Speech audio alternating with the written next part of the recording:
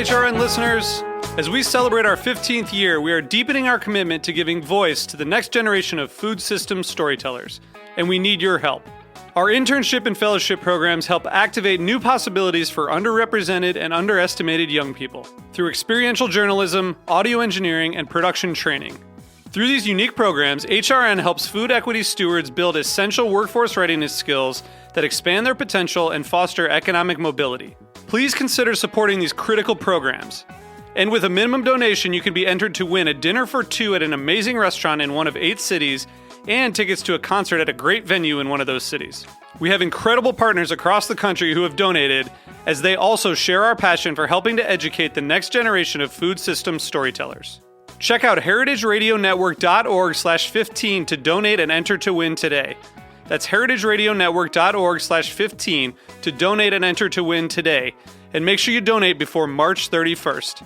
Thank you. Today's program has been brought to you by White Oak Pastures, a 5-generation Georgia-based beef and poultry farm determined to conduct business in an honorable manner. For more information, visit whiteoakpastures.com. You're listening to Heritage Radio Network, broadcasting live from Bushwick, Brooklyn.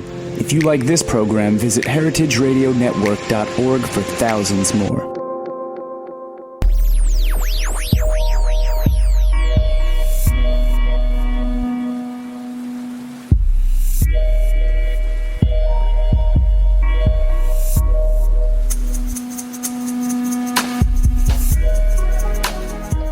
All right. Thanks so much for tuning in to the Heritage Radio Network. You're listening to the Farm Report, and I'm your host, Erin Fairbanks. We are coming to you today, as always, live from the back of Roberta's Pizza. It's a sunny day here in Bushwick, Brooklyn, and we are on the line with a regular guest on the Farm Report, David Haight, the New York State Director of American Farmland Trust. David, welcome to the show. Erin, it's a pleasure to be here with you again. So today we're going to be talking about the preliminary. This is going to be a word that's going to be hard for me to say. I went to the dentist this morning, so like half my mouth is numb, so I may have more fobbles than normal. But the preliminary report for the 2012 Census of Agriculture. So what I want to kind of get clear before we talk a little bit about what we've learned from the report is kind of what is the census, what does it include, and who's included by it. So David, maybe you can give us a little sense of kind of the background and who we're talking about when we talk about agricultural producers or products or a farm. Sure. Well, so Erin, the Census of Agriculture is conducted every 5 years, somewhat similar to the traditional census that everyone fills out. This is a way to gather information about what's going on farms and ranches across America. So it's primarily conducted through a written survey of farmers across America, and farmer is they define the term farmer pretty broadly. So it's anybody that sells more than $1,000 in any type of farm product.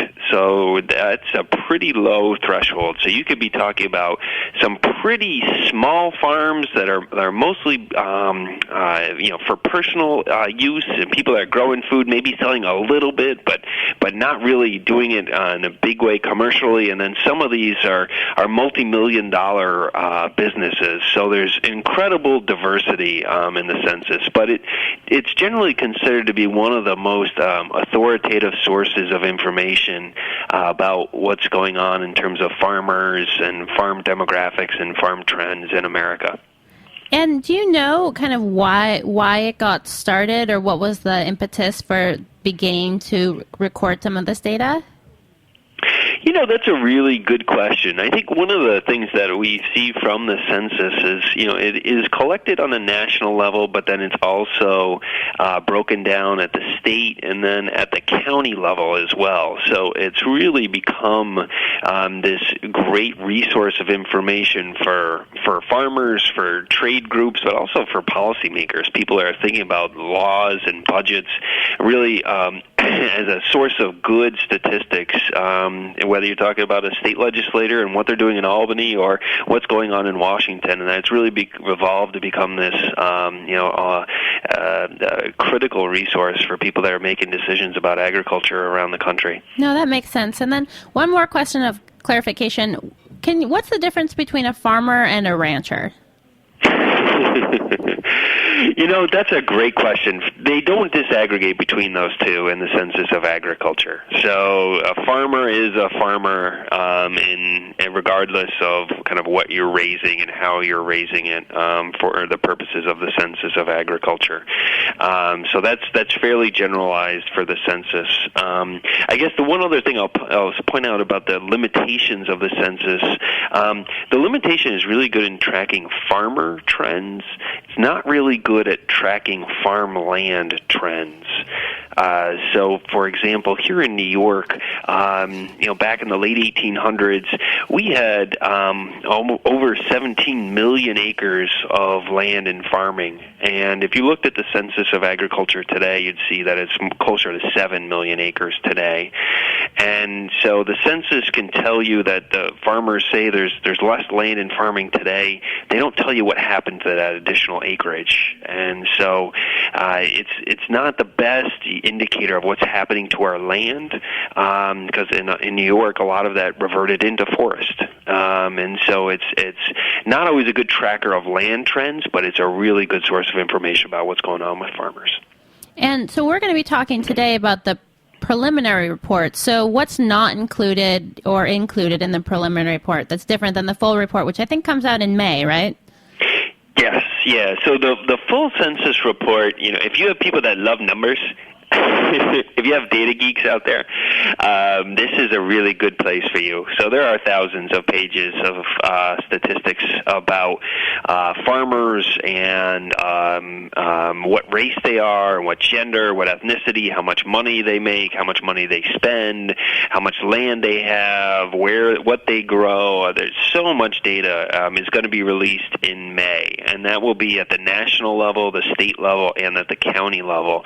What we have right now is a small piece of that gives us some snapshot of trends at the national stage and at the state level. And so we've got a little piece to nibble on now, but come May, we'll have a lot more. So you work for American Farmland Trust, and what would you say, like, for your organization, what are your kind of go-to numbers? What are you guys, like, at the edge of your kind of seats, pressing the refresh button when the report comes out, waiting to kind of hear about for your organization? That's a great question, Aaron. So there's a few things that I think are really telling from the census. One, farmers manage a lot of land. The census tells us that nationally farmers manage over 900 million acres of land. That's almost half the land in America. So their footprint on the landscape is a significant one. Here in New York, it continues to be about a quarter of all the land that we have in the state of New York, a little bit over 7 million acres. So their ability to help us address things like climate change and water quality issues, because they manage so much land, that their farmers are really critical allies in big environmental issues we face. Second, farmers have a big economic footprint, and it's growing. We saw nationally that farmers across America sold $395 billion in farm products in 2012. That's over a 30% increase from the previous 5 years. So again, they do these census every 5 years. So the 2012 numbers are what was just released. The previous census was in 2007. So a 33% increase. While our national economy was struggling, farmers were selling more and more nationally. Here in New York, we saw a 23% increase to almost $5.5 billion in farm products sold by our farmers. So those are the first two. The third is a lot of interest nationally in beginning farmers and people that are just getting into agriculture. And one of the interesting trends that we saw nationally, and I think will be fun to explore when the full census comes out, is there was actually a decrease in the number of beginning farmers around the country. And nationally, there was a 20% decrease. Here in New York, there was an 11% decrease. So that is a really interesting number, particularly when you consider the growing age of most of our farmers. And I guess that's the last trend that maybe I'll touch on, Aaron, that nationally there was a 7% increase in the number of farmers that are over 65. Here in New York, it was almost a 10% increase in the number of farmers that are over 65. So here in New York now, according to these preliminary numbers, roughly almost 30% of all of our farmers in New York are over 65, and you would think are going to be retiring and getting out of agriculture in the coming years. And so that is a big demographic trend that the census is pointing us to, and we should be paying a lot of attention to. So I would assume that some of these numbers then will help kind of direct how you allocate your organization's resources in the coming years and as you look forward to do planning. And so I want to kind of go back and talk a little bit more into the kind of main points that you outlined. So talking about the amount of land, it sounds like a lot. Half of the U.S. is owned or is in farms. A quarter of New York State.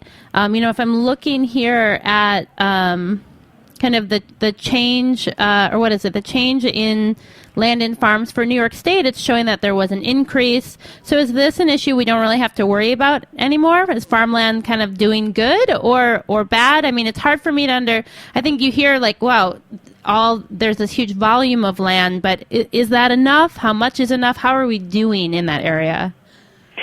That is a great question, Aaron. And I think the answer is that these numbers, again, the land and farms category of the census is, in our opinion, not the best source of information about what's happening to our land. For years in New York, we were losing land from active farm use, and you would look at those numbers and say, where did that land go? And from the census, you just didn't know. And I think a lot of that land in New York reverted into forest. There is another source of information called the National Resources Inventory that is also conducted by the United States Department of Agriculture, and that is actually gathered by using satellite photos and looking through GIS systems. They're able to actually objectively determine what's happening to our farmland across America. And so according to that information, we've lost 425,000 acres of farmland to development in New York. Nationally, since the early 1980s, according to the NRI, we've lost over 23 million acres of farmland to development, about an acre a minute nationally. Now, candidly, that wouldn't really make a big difference if it was equally spread across the country or equally spread across New York, but it's not. Those trends are highly concentrated in specific places like the Hudson Valley, eastern Long Island, the Finger Lakes, and the Lake Ontario Plain area of New York, that there are places where those trends are particularly magnified. And so we really need to be careful about how we interpret these statistics. I'd love to tell you that we're not losing any more farms and that problem has gone away. It hasn't. It's just that these numbers aren't the best ones to help you fully understand what's going on today. That makes sense. So, and when you say that we lose farmland to development or we lose farmland to forestry, I want to start with development. I'm guessing that those regions in New York State that you outlined are facing pressures from development because they're closer to high-value urban areas, or why is it that you're seeing concentration of farmland loss in those particular spaces? Well, the two areas, nationally, the American Farmland Trust has done studies and identified, areas of the country that are under the most threat. And 3 areas of New York have always bubbled to the top of those studies, the Hudson Valley and eastern Long Island. And the primary reason why those are under threat of development is because their proximity to, the millions of people that are in New York City and people that are moving out of the city or buying second homes, but that people, because of that population center, and it's a growing population center, and so that has, been a source of development pressure for decades. The story is very different when you look at the region that we call the Finger Lakes Lake Ontario Plain. So that's an area essentially from Albany to Buffalo. And if you were to go, drive from Albany and then go west to the eastern shores of Lake Erie, incredibly wonderful soils, great access to water, the Finger Lakes, the Great Lakes. But what the trend has been up there, they're not growing in terms of populations. Actually, in many cases, they're losing people. The trend has been people are actually moving out of upstate New York cities onto the farmland in the suburban and rural communities. So cities like Buffalo, Rochester, Syracuse, Schenectady, Albany have been losing people into the surrounding countryside. And it's been that population spread that has really driven the loss of farmland in large areas of upstate New York. And so I feel like one of the challenges with regards to losing farmland to development is that no one is tearing down homes or tearing down, strip malls to put up a farm. But when you look at forestry, is that the same issue? When farmland reverts to forestry, I mean, how does that operationally happen? Is the land just abandoned and then trees grow or trees are planted, or what does that mean? It's a great question. Some of that land probably is not as productive. Not all land is created equal when it comes to farming, and so some of that land is probably just more marginal and maybe wasn't, best suited to being in farming. But a fair amount of that land, I would guess, is just the circumstance of, farmers not able to make a good living on that land.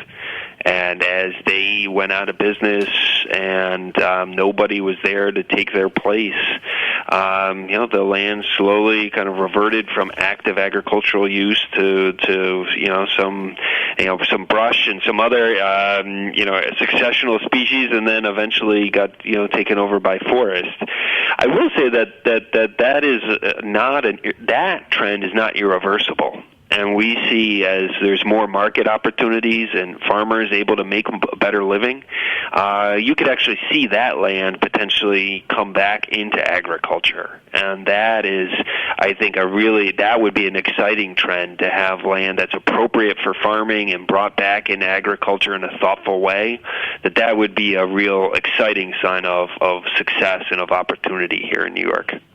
Well, David, we are going to take just a short break, and when we come back, I want to talk a little bit about this 33% increase in, farm goods sold. So hang tight. You're tuned into the Farm Report on the Heritage Radio Network, and we'll be right back.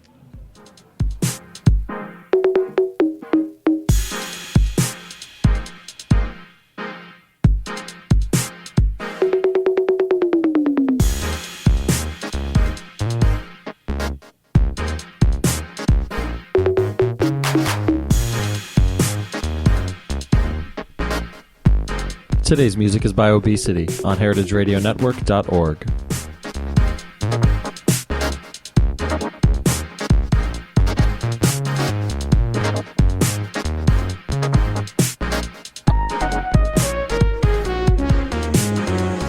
White Oak Pastures is the only farm in the United States that has its own USDA-inspected red meat abattoir or slaughterhouse and its own USDA-inspected poultry abattoir or slaughterhouse. We partner with Whole Foods to deliver our high-quality meat and poultry from Miami, Florida, all the way to Princeton, New Jersey.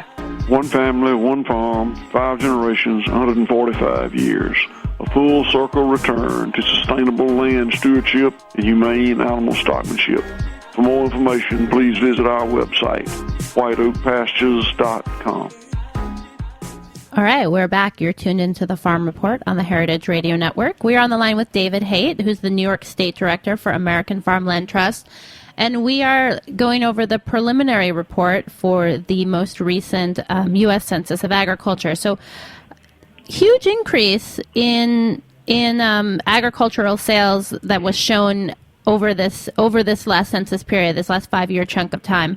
Market value of crops, livestock, and total agriculture product at record highs. Now, I feel like we know enough to know that this increase is not probably being seen equally across all agriculture sectors. And I'm wondering if we have that information yet, and what questions we should be asking when we see 33% increase. That sounds like things are going great. Are they, aren't they? Are they more for some groups than others? How do we kind of understand these numbers? Aaron, that's a great question, and I think we know a little bit now, and a lot more will become clearer from the information that's going to come out in May.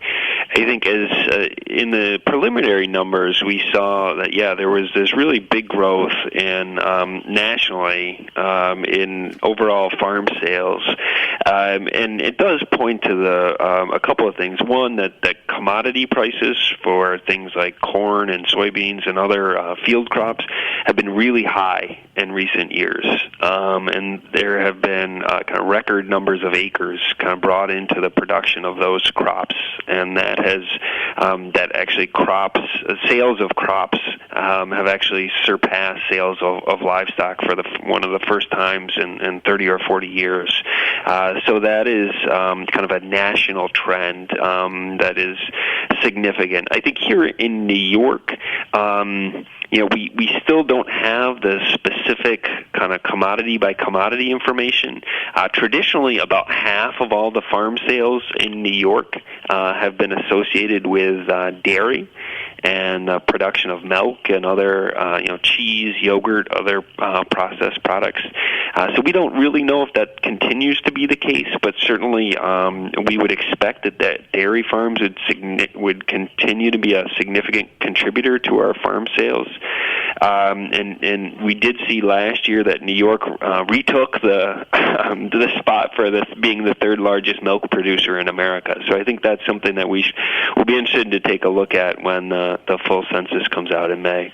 Yeah, we'll have to follow up with you then, because I'd be curious to see how that shakes out. Well, what I want to spend the rest of our time talking about is this change in new farmers. I was surprised that to hear that there's been a decrease, because I feel like the general kind of media vibe out there's a lot of attention and a lot of energy going towards supporting new farmers and people transitioning from other careers into farming. So can you talk a little bit about kind of, were these numbers a surprise to you? And then I would love to hear some of the strategies that American Farmland Trust is going to be employing to kind of facilitate entry for new farmers.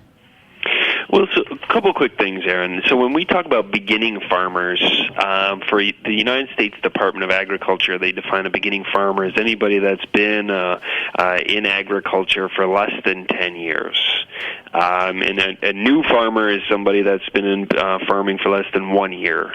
So really the trends that I talked about were about those beginning farmers, and they aren't necessarily young. They can include young people, but sometimes beginning farmers include people that have this is their second, third, or fourth career. They're military veterans. They're people who have immigrated here from other countries. So there's a pretty broad cocktail of people that make up that beginning farmer category. Candidly, I was actually really surprised to see this drop in beginning farmers, and I'm really intrigued to better understand when the full census comes out kind of what we can learn about the trends of people in that category. What we know now are just some of the raw numbers, where there was this 20% drop in beginning farmers nationally, an 11% drop in New York.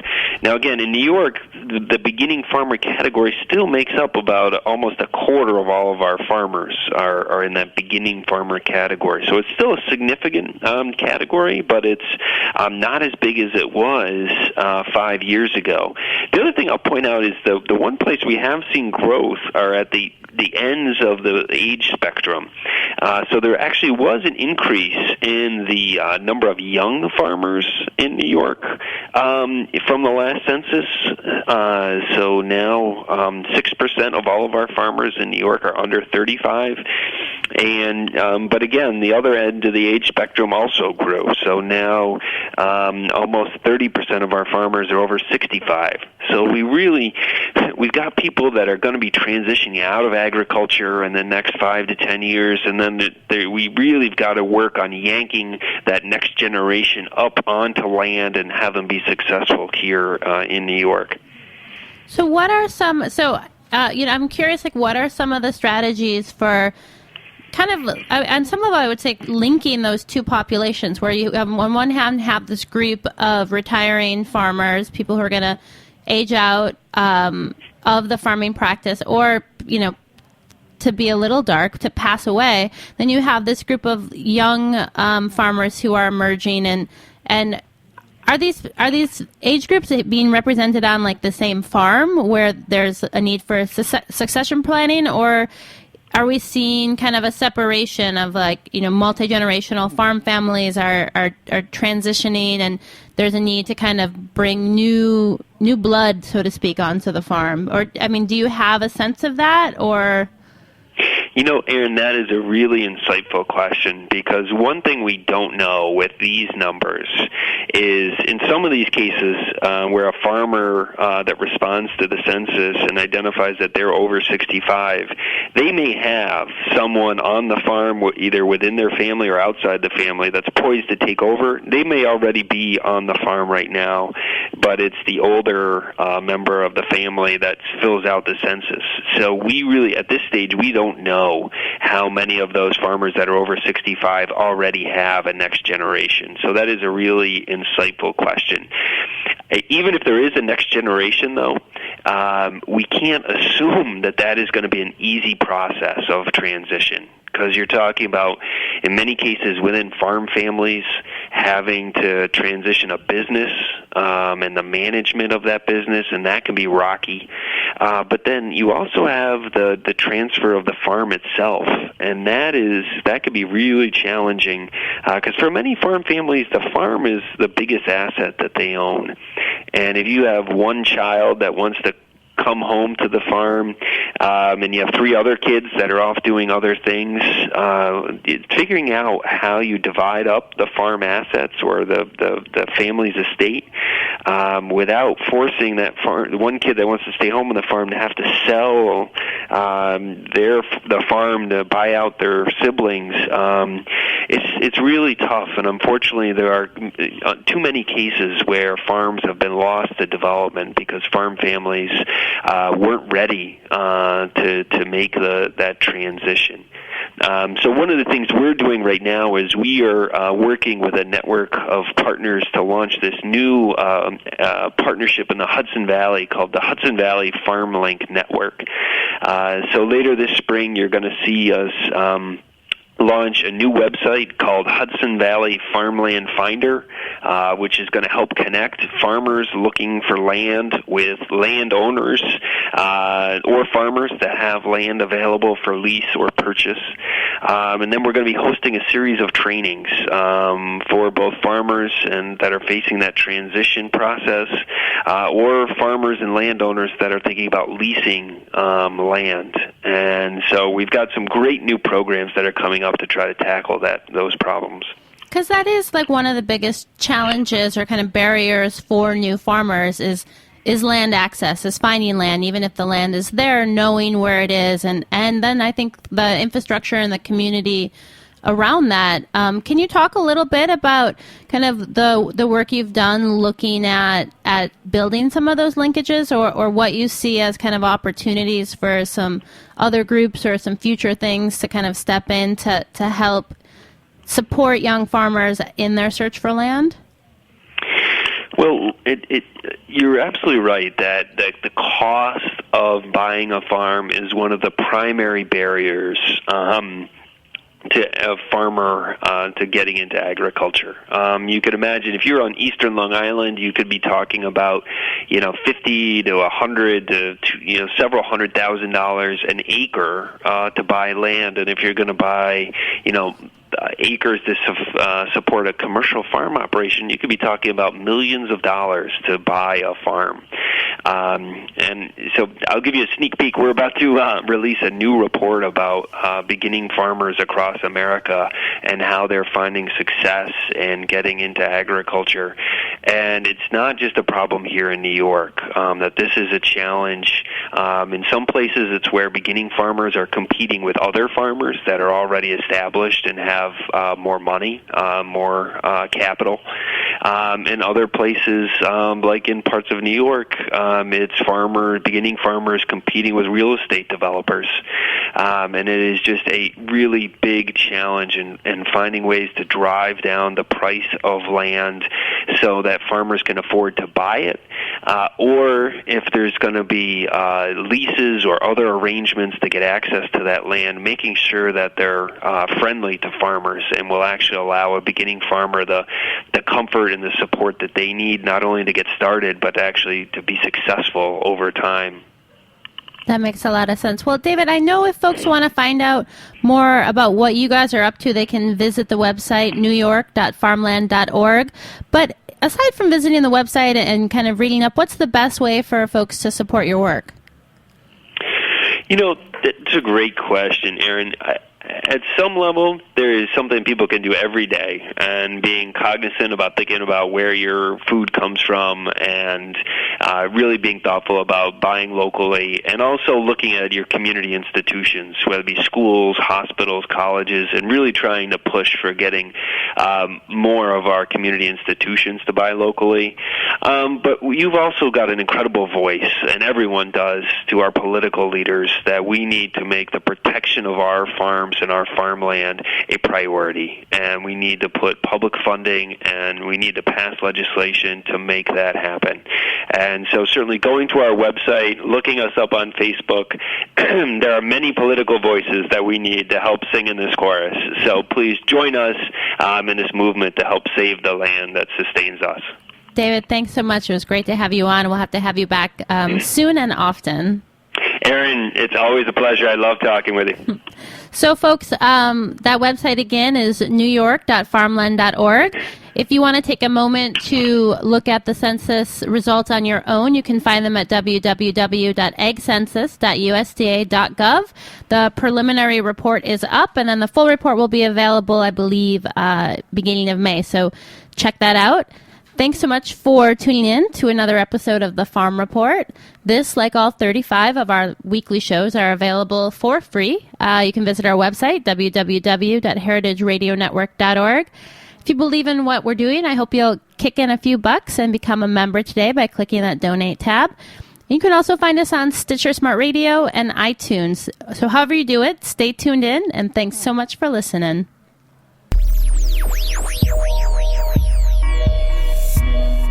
Thanks for listening to this program on heritageradionetwork.org. You can find all of our archived programs on our website or as podcasts in the iTunes Store by searching Heritage Radio Network. You can like us on Facebook and follow us on Twitter at @heritage_radio. You can email us questions at any time at info@heritageradionetwork.org. Heritage Radio Network is a non-profit organization. To donate and become a member, visit our website today. Thanks for listening.